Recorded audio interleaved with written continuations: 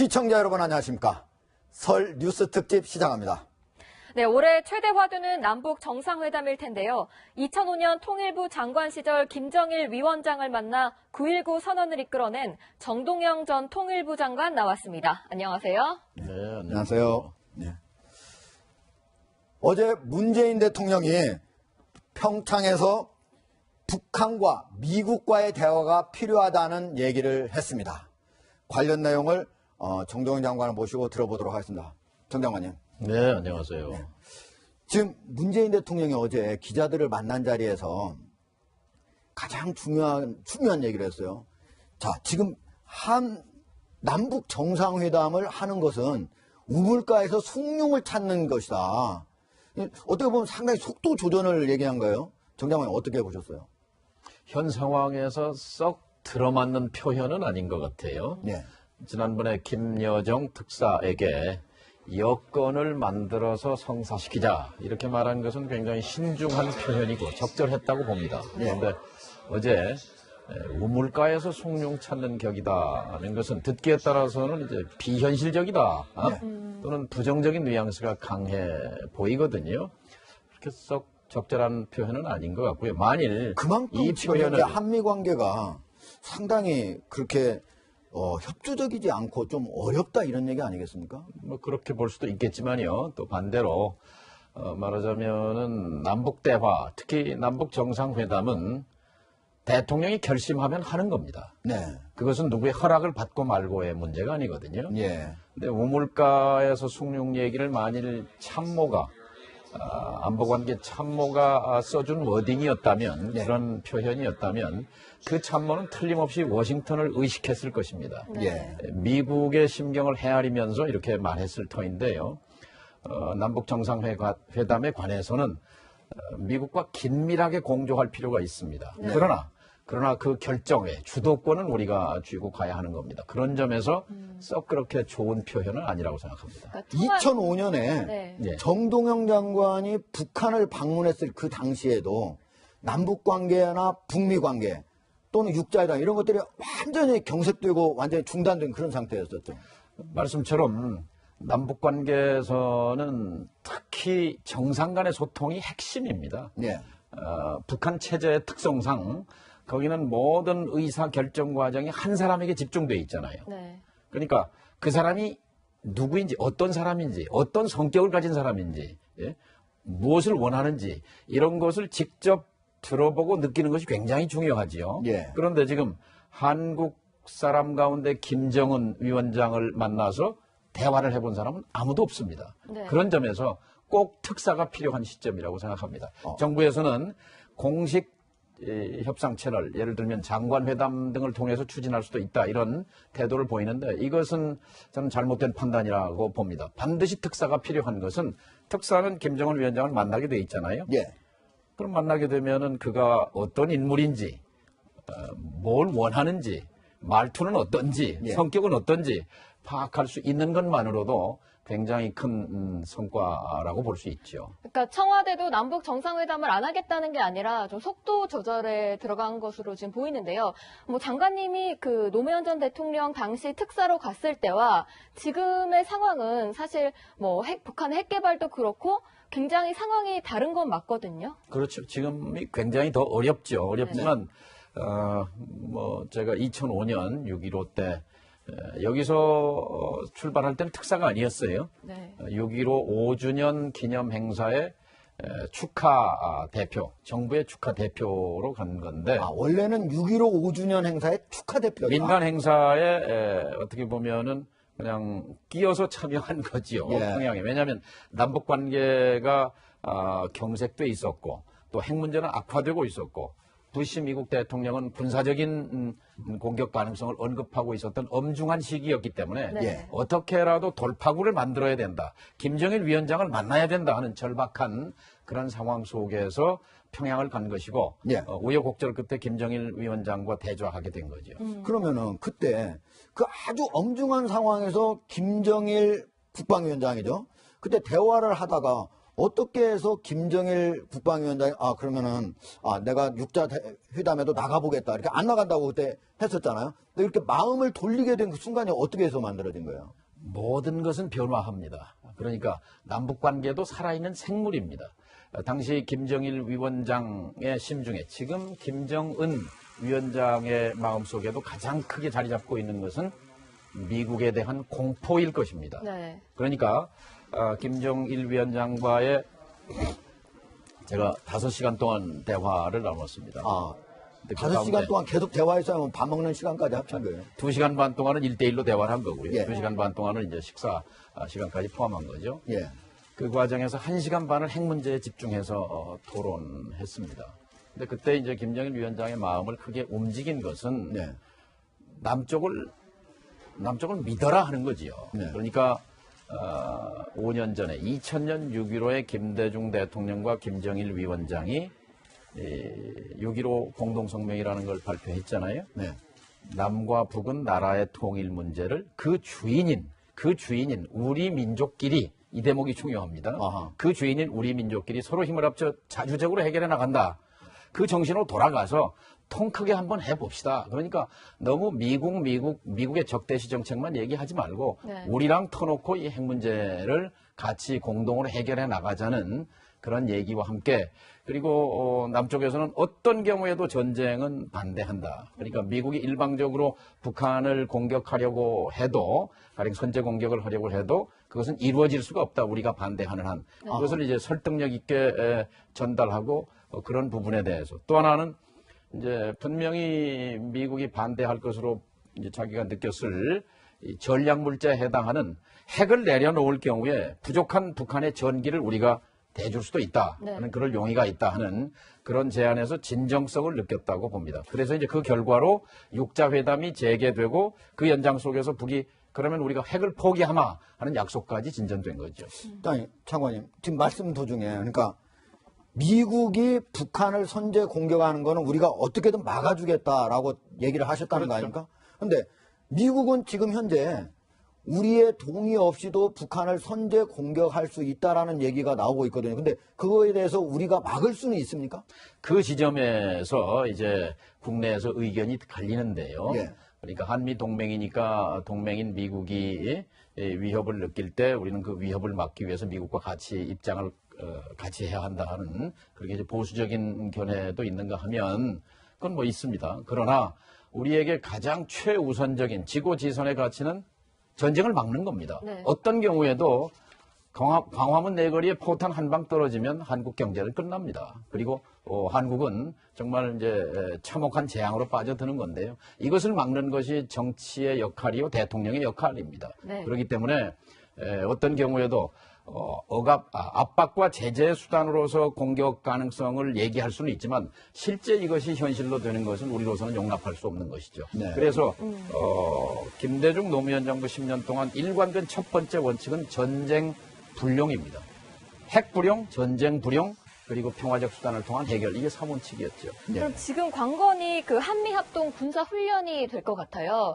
지금 이제 북한은 그 한미합동 군사훈련을 뭐 중단해라 이렇게 얘기를 하고 있고, 미국은 하겠다고 하고 있고, 우리나라도 사실 더 이상 뭐 연기하기는 좀 힘든 상황 아닌가요? 아무래도 이제 그 기간 그리고 규모 이런 부분에서 축소된 형태의 네. 훈련이 재개될 가능성은 있습니다. 그렇지만 이것은 차선이고, 최선은 남북 대화를 통해서 북미 대화를 촉진하고 그 결과로서 비핵화를 위한 협상이 대화와 협상으로 진전되는 것이기 때문에, 그렇다고 본다면 한미 군사 연습이라는 것도 그 자체가 목적은 아니잖아요. 예. 네. 평화를 지키고 또 북한 핵 포기를 위한 수단으로서의 성격이 우선이기 때문에 꼭 한미 연합 훈련은 반드시 해야 한다. 저는 그렇게 생각하지는 않습니다. 예. 그런데 지금 북한은 우리 한미 합동군사훈련은 북한을 침공하기 위한 핵 전쟁 연습이다. 이렇게 진짜로 생각하고 있는 거예요? 우리는 방어 훈련이라고 생각합니다만 역지사지 해보면요, 북한의 공포를 예. 생각해보면 북한은 한국 자체가 공포입니다. 왜냐하면 한국이 북한에 비해서 정치, 경제, 군사, 대외 영향력 등등에서 40배, 50배, 100배 이상 큰 나라입니다. 네. 더더구나 그 남한이 세계 최강의 미국은 북한과 견줄 수가 없잖아요. 네. 1000배 이상, 2000배 이상 큰 나라인데 그런 나라가 함께 휴전선에서 이 핵 잠수함을 동원하지, 핵 폭격기를 동원하지, 이 스텔스 레이더에 잡히지도 않는 그런 전투기를 발진해서 합동 군사 훈련을 벌이게 되면 시쳇말로 경기를 일으키는 거죠. 네. 봄, 가을로요. 그러니까 거기에 대한 공포가 큰 겁니다. 지금 문재인 대통령을 만난다면 가장 해주고 싶은 말이 조언이 무엇일까요? 통 크게 해야 합니다. 어허. 통 크게 접근해야 합니다. 기술적으로 여러 가지 난제가 있고 어려움이 있습니다. 그러나 통 크게라는 건 뭡니까? 한반도에서 바로 나라의 평화와 통일 문제를 그 주인인 우리 민족끼리 서로 힘을 합쳐 해결해 나간다. 이것이 김대중 김대중 대통령과 김정일 위원장의 합의였고 그 뿌리를 보게 되면은 72년 박정희 김일성 간의 합의, 예. 7.4 공동성명입니다. 자주 평화민족 대단결입니다. 그러니까 그런 큰 덩어리 속에서 한반도의 운명을 관리해 나간다는 좀 더 통 큰 접근, 통 큰 시야가 필요하다고 생각합니다. 그럼 여기서 지금 현재 통 크게 한다면 어떤 거를 우리가 제안을 할 수 있는 거예요? 남북 정상회담을 흔들림 없이 저는 추진해 가는 것이 통 큰 자세의 첫 번째라고 생각합니다. 만약에 북한과 미국 사이에 통 크게 제안을 한다면 뭘 제안할 수 있습니까? 그러니까 미국이 원하는 것은 북이 핵을 내려놓는 거고 북한이 원하는 것은 미국이 6.25 이후에 계속해서 적국 관계잖아요. 이 예. 적국 관계를 해소하자는 것이니까 예. 그 사이에 그러나 미국과 북한은 서로 극도의 불신 관계입니다. 그 사이에 한국의 역할 공간이 있는 것이죠. 창의적인 중재자 역할을 해야 하는 겁니다. 예, 네. 알겠습니다. 오늘 정경희 장관님 출연 고맙습니다. 예, 감사합니다. 자, 우리 이종근 대일리안 논설실장 그리고 김정아 전 북한군 대표 모시고 우리 정동영 장관님 그 주제 관련해서 계속 이어서 얘기를 나눠보도록 하겠습니다. 네. 자, 가장 중요한 것은 미국의 협조죠. 최근 기조로 보면 미국이 북한과 탐색적 대화의 문을 열어놓은 것처럼 보이는데 마이크 펜스 미국 부통령 발언 듣고 얘기 나누도록 하겠습니다. I didn't avoid the dictator's sister, but I did ignore her. For talks that can communicate the fixed policy of the United States of America. 네, 그 문재인 대통령이 네. 펜스 부통령에 대해 제안한 탐색적 대화 지금 어느 정도 수준까지 와 있는 건가요? 일단 지금 문재인 대통령이 이 펜스 부통령하고 만찬을 하면서 이 협상이 아니더라도 일단 탐색적으로 대화를 북미 간에 해보는 게 어떠냐라고 네. 제의를 한 것 같습니다. 그런데 지금 좀 전에 들으셨듯이 펜스 부통령이 미국의 악시오스라는 매체와 인터뷰를 했는데 상당히 북한에 일단 거리감을 두는 어떤 느낌이었어요. 네. 실제로 우리나라 언론 일부 보도에 의하면 펜스 대통령이 굉장히 전향적으로 대화를 원하는 것 같다 이렇게 보도를 했지만 제가 이 인터넷에서 이 원문을 좀 뒤져봤어요. 네, 그랬더니 네. 펜스 부통령의 이야기는 이겁니다. Talking is not negotiation. 그러니까 대화를 하는 것이 꼭 협상을 하는 것은 아니다. 이게 해석의 여지가 있지만 그 협상의 여지가 아니다. 일단 대화라는 것 자체를 그렇게 높이 평가하지 마라라는 것과 네. 두 번째는 현 상황에서 미국이 어떤 관심이라도 표명하는 건 부적절하다. 미국은 북한을 포갑적 국가라고 생각을 한다. 그래서 만약에 북한이 검증 가능하게 미사일 프로그램을 포기한다면 대화는 시작할 수 있다. 이렇게 조건을 확실하게 걸었거든요. 예. 펜스 부통령의 아마 이런 어떤 자세, 이런 어떤 그런 태도가 사실은 미국이 아직도 북한에 대해서 거리를 확실히 두고 있다. 이렇게 지금 인식할 수 있는 그런 여지가 아닐까 싶습니다. 예. 결국은 이제 사실은 미국의 이런 태도가 매우 중요한 건데 네. 우리 이종근 대일리안 논설실장 얘기하는 사이에 우리 신인균 자주국방 대표 나오셨습니다. 안녕하십니까? 안녕하세요. 자, 미국은 어쨌든 우리가 남북 대화를 추진하고 있는 정상회담을 추진하고 있는 이 와중에도 계속적으로 한반도의 대북 압박을 위한 여러 훈련들을 지금 전체적으로 전 지구적으로 지금 실시를 하고 있죠. 그렇습니다. 미국이 지금 이제 이 강원 양면을 쓰고 있는데 틸러슨 국무장관 그리고 펜스 부통령도 사실은 대화의 문은 열려 있다 하다가도 다시 미국 돌아가서 예. 압박을 계속할 것이다라고 하지만 네. 지금 최근에 이제 틸러슨 국무부 장관이 대화의 길은 열려 있다라고 지금 했거든요. 그러면서도 이 압박을 계속하는 그 추세에 있는데 그 압박 중에서도 가장 이제 북한이 두려운 것이 예. 군사적 압박이 아니겠습니까? 그 군사적 압박에 대해서 미국이 전 지구적으로 그러니까 북한의 핵만 제거하는 것에 그치지 않고 네.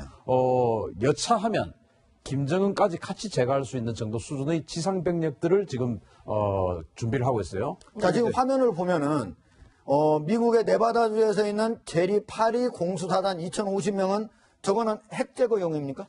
핵 제거용 그리고 후방에 이제 공수사단 낙하산을 타고 후방으로 침투해서 참수 작전을 하든지 어떤 그 핵 시설을 제거하든지 하는 그런 훈련인데 그런 그 하루 만에 한반도로 들어올 수 있는 지금 긴급 해외 전개 훈련을 하고 있고 예. 또 알래스카에 네.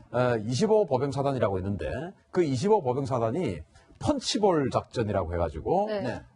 훈련 이름을 펀치볼 작전이라고 해가지고 지금 해외 긴급 전개 훈련을 하고 있는데 알래스카 엘멘도프 공군기지라고 있어요. 네. 이번에 펜스 부통령이 우리 평창에 올 때 일부러 들러서 미국의 MD 시스템을 점검했던 그 장소입니다. 네. 그 엘멘도프 공군기지까지 원래는 한 560km 떨어져 있는 곳에 부대가 주둔하고 있는데 예. 펀치볼 작전이라는 이름을 가지고 엘멘도프 공군기지 옆으로 와서 지금 주둔하고 있습니다. 네. 그 말은 바로 비행기 타고 6시간이면 한국으로 올 수 있는 시스템을 마련해 놓고 있다. 그런데 펀치볼이 뭐냐면은 6.25 때 우리 지금 양구 지역에서 어마어마한 전과를 냈던 그 지역 아니겠습니까? 지금 엄청나게 남북이 집중적으로 싸웠던 그 그렇죠. 자리죠. 바로. 미군이 바로 중공군하고 엄청난 그 격전을 치렀던 곳이고 지금도 우리 12보병사단이 지키고 있는 곳인데 네. 그 이름을 따서 작전 이름을 붙였다. 굉장히 시사하는 바죠. 작전명이 상당히 의미심장해요. 그렇죠. 근데 그거 위에도 지금 태국에서 하고 있는 그 지금 훈련 사상 최대로 이루어졌던 코브라 훈련은 어떤 내용입니까? 코브라 골드 훈련이라고 해가지고 미국이 주도가 되어서 이 말레이시아, 베트남 이런 이 아세안 동남아시아 지역의 그 군대들과 합동 군사 훈련을 하면서 군사 교류를 하는 훈련인데 네. 물론 우리나라 해병대도 이번에 300명이 참가했습니다. 그런데 주로 한 10,000명 정도 미만 정도의 그런 병력이 하다가 지금 사상 최대 17,500명이 참가한 사상 최대 상륙 훈련을 하고 있는데 예. 지금 이제 미국이 이 오키나와에 제3해병 원정군이 있는데 여기를 중심으로 한 3만 명 정도의 해병 지상군을 지금 준비를 하고 있어요. 네. 그리고 이제 우리 한국 내에도 원래 주한미군이 있지 않습니까? 주한미군 이사단이 있는데 주한미군 이사단에 원래 3개 예단이 있었는데 과거에 이제 이라크전을 거치면서 럼스펠드 미국 국방부 장관이 전략적 유연성 그래가지고 다 하나하나 빼갔습니다. 그래서 지금 한 개 기갑 여단밖에 남아있지 않아요. 네. 그런데 여기에 제3보병사단, 미국 본토에는 제3보병사단의 하나의 기갑 여단을 또 가지고 와서 지금 현재 우리 주한미군에는 2개의 기갑 여단이 배치가 되어 있는데 그러면 이제 해병대 해병 제3사단 그리고 미 본토에는 25사단, 미 본토의 82 공수사단 이것들은 바로 12시간이면 올 수 있죠. 예. 그리고 오키나와의 해병 3사단 3만 명. 그리고 우리 이제 본토의 기갑 여단 2개. 이렇게가 준비가 되어 있는데 토탈해서 항공모함, 해군, 군함, 잠수함, 전투기 이런 거 다 빼고 다 빼고 딱 지상 병력만 해서 43,000명이 지금 준비가 되어 있습니다. 그러면은 결국은 지금 우리 주한 미군이 다 합쳐봤자 28,000명뿐이 안 되잖아요. 43,000명이 언제든지 12시간 안으로 올 수 있는 병력을 준비하고 있다 이런 얘기인가요? 제가 이제 28,000명이나 지금 주한미군에 있는데 43,000명 별거 아닌 것 같다라고 우리 시청자 여러분들 생각하실 수 있는데 주한미군에 지금 28,500명이 지금 주둔해 있거든요. 그 중에서 지상군은 4,700명입니다.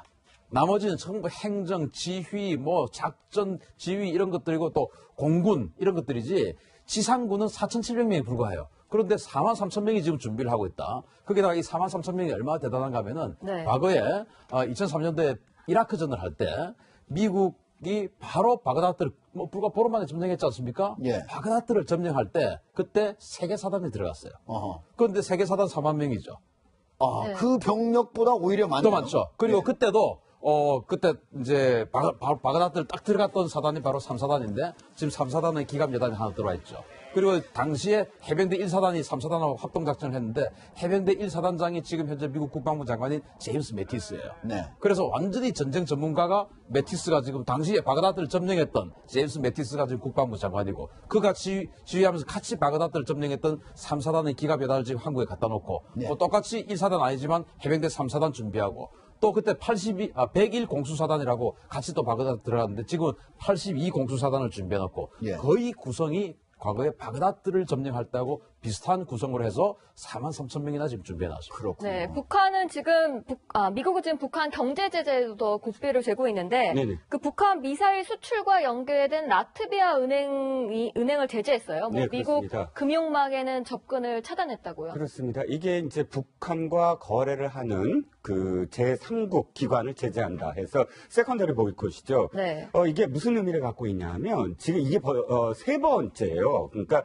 제일 처음이 2005년도 제 기억엔 방코델타 아시아고 그다음에 단둥은행, 중국의 단둥은행, 이번엔 라트비아 은행이 미국의 북한의 탄도미사일과 관련한 거래를 하고 있다 해서 미국과는 이제 은행 개설이라든지 이걸 금지시켜 버렸어요. 그리고 이 미국 재무차관이 이렇게 얘기를 합니다. 언론에 이제부터 전 세계 어떤 금융기관이건 북한과 미국 중에 선택을 하라 이렇게 네. 선언을 합니다. 이건 무슨 의미를 갖고 있냐면 지금의 어떤 그 북한의 미소 작전, 이 미소 작전이라는 거는 미국에서 이 명명한 이 명칭입니다. 미소 작전에도 불구하고 미국은 내 갈 길을 가겠다라는 그런 선언이거든요. 그렇기 때문에 지금 뭐 문재인 대통령이 이 평창에서 기자들과 만나서 기자들이 정상회담 개최 언제쯤 벌어질 건가 이렇게 물었을 때 우물가에서 숭늉창릉 격이다 이 얘기를 한 것 자체가 미국의 어떤 흐름 그러니까 일단 이 여건이라는 조건을 말씀하셨을 때 사실 가장 중요한 부분이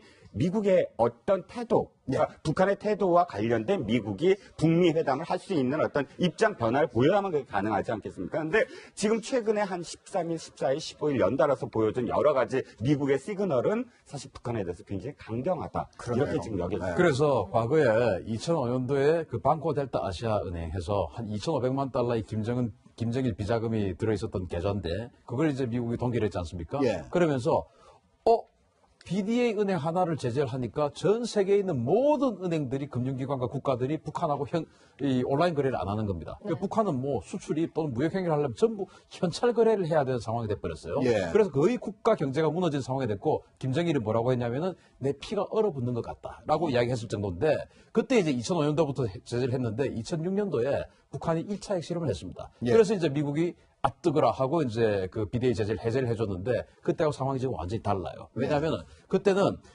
미국이 이라크전과 아프가니스탄전 두 개의 전쟁에 늪에 빠져가지고 허우적대고 있을 때입니다. 그리고 이란까지도 지금 핵 개발하고 있는 상황이었어요. 네. 그래서 미국이 북한과 어떤 군사작전을 할 수 있는 여력이 도저히 없을 때였습니다. 네. 그런데 지금은 미국이 어떤 전쟁도 하고 있지 않죠. 그러면서 지금은 핵실험하면 추가로 하면 때리겠다는 거 아닙니까? 그래서 BDA 제재를 해서 할 때 북한이 1차 핵실험을 통해서 그 위기를 빠져나갔을 때하고 지금하고는 상황이 완전히 다르다. 예. 네. 이종호 실장님. 네.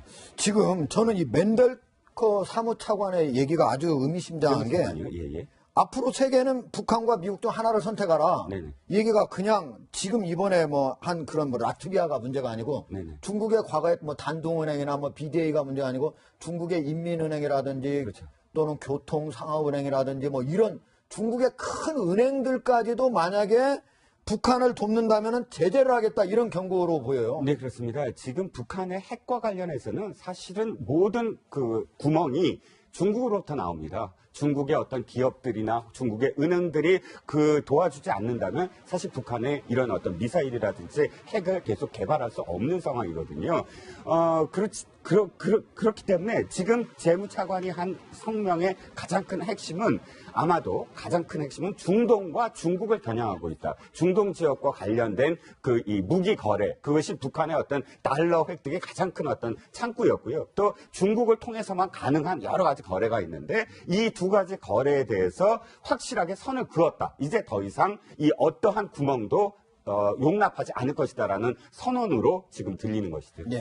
네, 좀 다른 얘기 해보겠습니다. 우리나라를 방문 중인 북한 응원단 취주악단이 전시도 보고 평창에서 공연하고 또 떡국 만찬까지 했었다고요? 그러나 실제 우리 명절 당일날의 첫 요청은 그들이 거절을 했습니다. 어, 그리고 네. 명절 당일날 그 요청을 거절하고 오히려 숙소를 다 봉쇄하고 그 안에서의 자기들만의 명절을 세는데 그것이 뭐냐면 소위 북한 주민들이 해마다 명절 때마다 세고 있는 2월 16일 충성의 노래 모임이라던가 그 충성의 결의를 다지는 그러한 하나의 세션이 또 있어요. 그게 뭔가요? 예, 그것이 뭐 대를 이어서 김정은 장군님을 위하여 목숨 바쳐 싸우자 이러한 충성의 결의하는 명절날 최대 명절날 4월 15일, 2월 16일에는 무조건 하는 게 있습니다.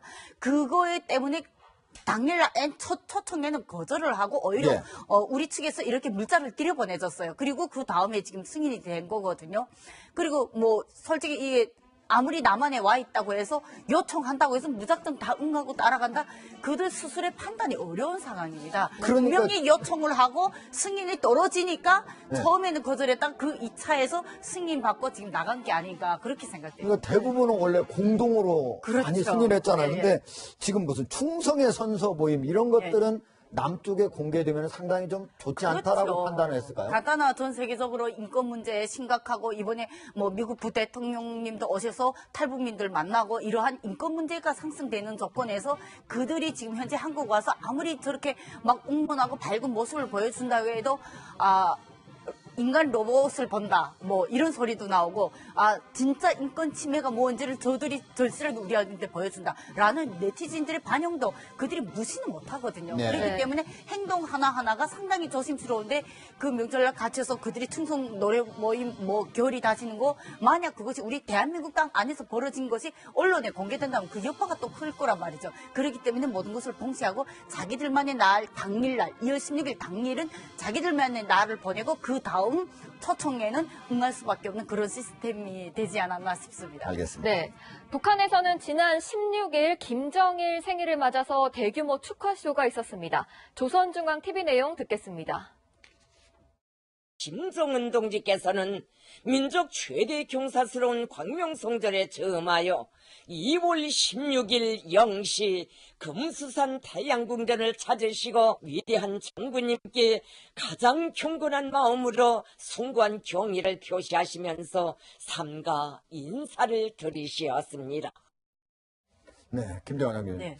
어쨌든 이번 설은 북한의 김정일, 이제 사망한 김정일의 생일이기도 했기 때문에 사실 겹경사잖아요. 그런데도 다른 때보다 오히려 선물이 적었다 이런 얘기가 있어요?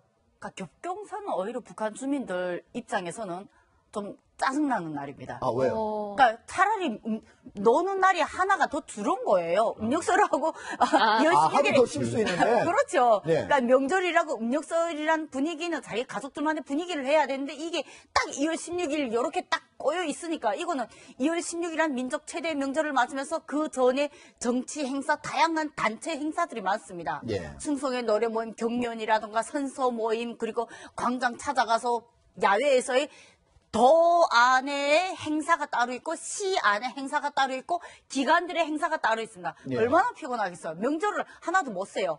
근데 그렇군요. 더 기가 막힌 건 뭐냐면 주민들이 그렇게 힘들더라도 그래도 올해 음력설은 2월 16일 김정일 장군님 생일까지 겹쳐서 뭐 조금 더 주지 않을까 혹시 기대를 많이 했대요. 네. 근데 기대와 달리 너무나도 명절이 초라해가지고 지하석하고 기름 한 병밖에 준 게 없다고 합니다. 그러니까 북한 주민들이 아이고 이제는 다 살았네 이런데다가 지금 대북제재 이걸로 해서 2월 8일부터 단동에서부터 중국에서 북한으로 못 하나도 못 들어간답니다. 예. 모든 게 차단돼서 그 여파를 해서 지금 1월 달부터 물가 상승이 올라가긴 시작했지만 1월부터 올라갔던 물가 상승이 2월에서 배로 지금 뛰어온 거예요. 그것이 네. 바로 음력설하고 명절이 겹친 이유도 있지만 중국에서 2월 8일부터 모든 걸 다 차단했다고 합니다. 그래서 그러면은 주민들은 막 아우성이에요 지금. 지금 원래는 좀 선물을 많이 주는데 올해는 식용유 한 병하고 신발 한 켤레뿐이 안 줬다. 식용유 한 원래는 번도 뭐 주는 거예요? 원래는 명절이면 여기서 가장 제일 먼저 나와야 될 게 뭐냐면 쌀을 줘야 됩니다. 쌀. 근데 쌀이 빠졌잖아요. 네. 그래서 그나마 부식물이라도 주는 거라도 원래는 뭐 간장, 된장, 기름, 이거를 병으로 나눠주지 않고 가구 세대당 1인당 100g, 200g씩 이렇게 나눴습니다. 예. 아이들 같은 사람 경우- 숫자에 맞춰서. 예, 사람 숫자에 맞춰서. 그래서 지금 말이 한 병이지만 대체로 3인 가구, 4인 가구는 거진 한 병 되지만 예. 1인 가구 혼자 독거노인 사시는 분들은 거진 반병용 밑바닥으로 받아갑니다. 예. 예. 저희 어머니가 공호품에 있으면서 직접 그걸 이렇게 공급하는 분이어서 무조건 다 예, 아는 그걸 거군요. 다 아는 거죠. 그런데 옛날에는 그거를 또 무료로 다 받아갔습니다. 근데 지금은 그나마도 국정 가격으로 돈을 내야 가져간다는 이러한 잘못된 부분에서 주민들이 상당히 많이 좀 억울하고 네. 간단한 물가는 올라가고 그런데 공급은 안 되고 하니까 주민들은 아성칠 수밖에 없는 그런 사태인 거죠. 예. 자, 오늘 이 내용은 여기까지는 우리 신인균 자주방 네트워크 대표 그리고 이종건 대일리안 논설실장 김정하 전 북한군 장교하고는 여기서 마치도록 하겠습니다. 고맙습니다.